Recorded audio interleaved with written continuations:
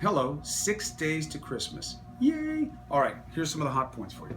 Today, the Electoral College meets. It's called the college, but they don't all meet together. They're all in your respective states. The state house, the state picks a designation of where they meet. There is a big rubber stamp aspect to this. The reason I say they don't all meet in the same place is that there's less chance for lobbying that some of you seem to expect. This is going to be a non-event today.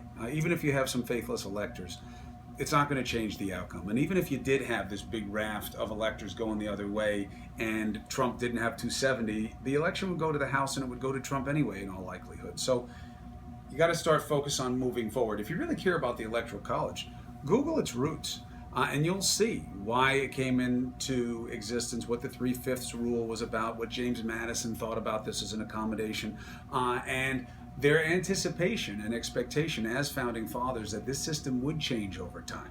It's actually an interesting thing to read. But political reality, it's going to stay that way.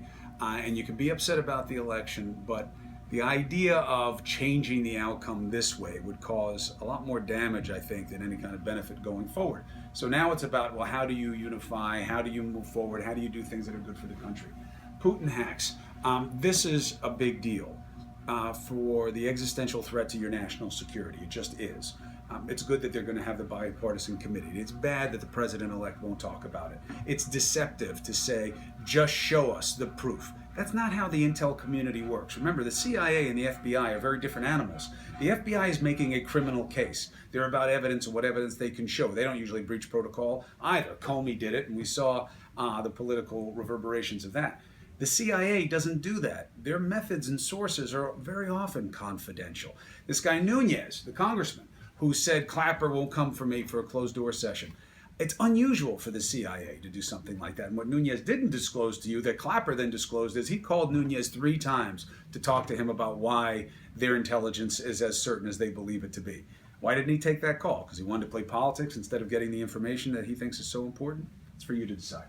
But it's really important. For the president-elect to ignore it, it's going to be a problem for him once he is president and this continues, and he's going to have to own it then.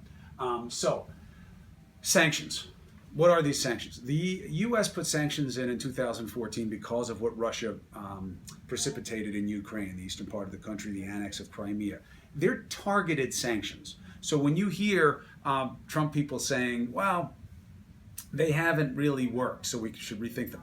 They were very targeted. They weren't sanctions that restricted economic ability like in Iran or something like that.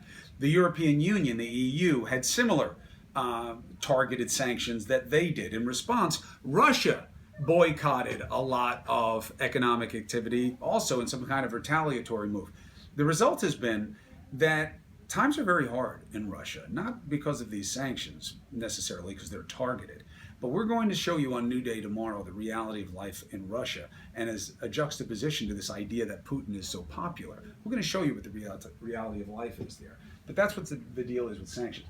Conflict of interest. Okay, that's the president having this business. That's his kids working for the business and for government. The president-elect, not the president. They're real, the conflicts of interest. He will not show you his taxes. He will not expose to you the reality of his business, who he deals with and who he doesn't.